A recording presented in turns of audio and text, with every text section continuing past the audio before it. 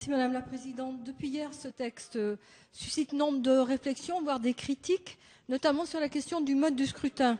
Pour autant, je pense qu'on aurait pu arriver à un consensus sur l'article 1er pour rebaptiser le Conseil général en Conseil départemental et conseillers généraux en conseillers départementaux. Même si cette disposition présente une histoire un peu particulière pour notre Parlement, et de vous rappeler qu'il y a 20 ans, un amendement visait déjà à changer le nom de l'Assemblée départementale.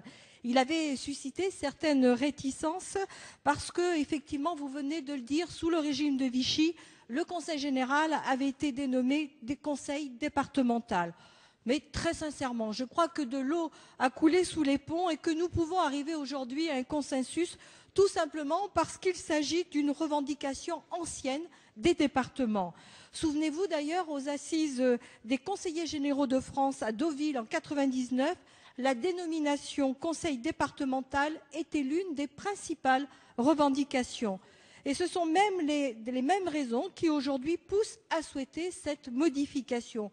Deux raisons peut-être plus essentielles que d'autres. D'abord, instaurer une plus grande visibilité pour nos concitoyens, et ils sont demandeurs en général, et instaurer aussi une cohérence d'appellation avec les régions, vous l'avez souligné, dont l'Assemblée est appelée Conseil régional, et ses membres conseillers régionaux. Cohérence d'appellation donc, mais uniquement que cela, et surtout pas de suppression, comme je l'entends, de l'échelon départemental. Car il faut bien dire que l'ancienne majorité pensait que la modernisation de la vie politique locale passait par la suppression d'un échelon, et votre conseiller territorial aurait affaibli le département, échelon républicain par excellence.